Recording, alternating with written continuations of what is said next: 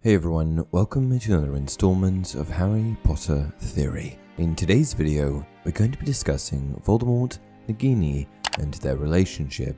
More specifically, I'm going to be providing you with one of my own theories which suggests that Voldemort's entire relationship with Nagini was formed on a lie.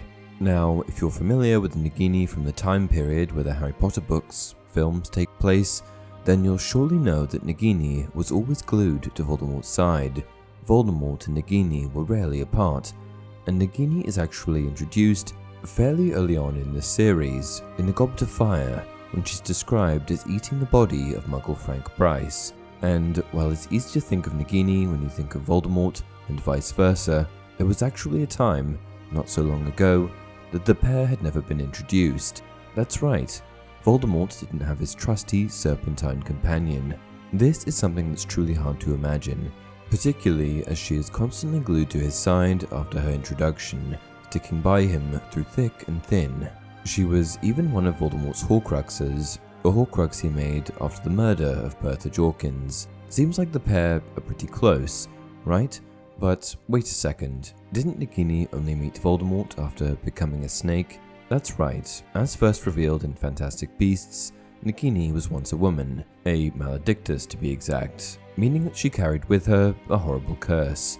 Somewhere in Nagini's bloodline, the maledictus curse was present, a dark curse that is passed on through generations of family members and is transferred from mother to daughter.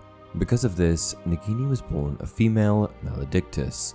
A maledictus suffers from blood malediction, a type of curse that causes the sufferer to slowly transform into an animal over the course of their life. For Nagini, this animal happened to be a snake, meaning she became more snake and less human each day. For a few years, the maledictus will generally possess the ability to transform at will, but that slips over time. Eventually, they lose the ability to transform altogether, trapping them in whatever their maledictus form is forever. When we see Voldemort with Nagini, their relationship had already been established. We also know that Nagini had been stuck in her snake form from the time that they first met. Before meeting Voldemort and before transforming permanently, Nagini lived an awful life where she was labelled a freak and put on display by the Circus Arcanus. It wasn't until Credence came along that she finally escaped. Now, after this happened, there's a bit of a grey area. We're currently in the midst of the Fantastic Beasts series, and we don't yet know what happens to Nagini in the short term. We only know that eventually she meets Voldemort. We don't know the exact date, but most speculate that Voldemort and Nagini met in the Forest of Albania sometime in the 1980s. At this stage, Nagini was fully subjected to her curse, trapped in her snake form, and Voldemort was hiding in his disembodied state after being defeated by the Potters.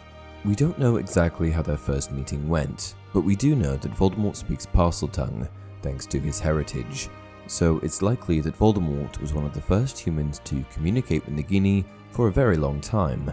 After she turned into a snake for the last time, she would have lost her ability to communicate with other humans. We don't know how exactly Voldemort deduced that Nagini was a maledictus, but I imagine she simply told him. At this stage, both of them were lost souls.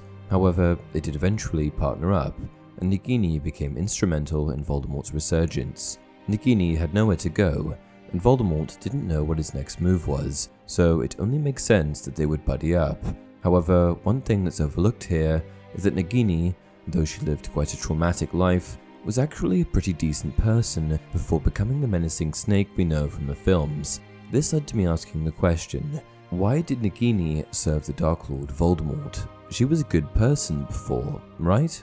Here's where my theory comes in. I think that the only way that Nagini could have been pushed to do the dark things that Voldemort asked of her would be if Voldemort had something over her. I think that, to gain Nagini's allegiance and trust, he promised that one day he would transform her back into a woman. But I don't think that Voldemort could actually do it. He made a false promise.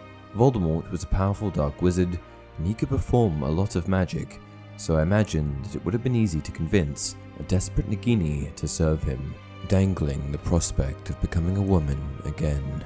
Of course, after years of service, I imagine Nagini did become a bit evil herself. What do you guys think of this theory? Let me know in the comment section below. Until next time, it does not do to dwell on dreams, and forget to live.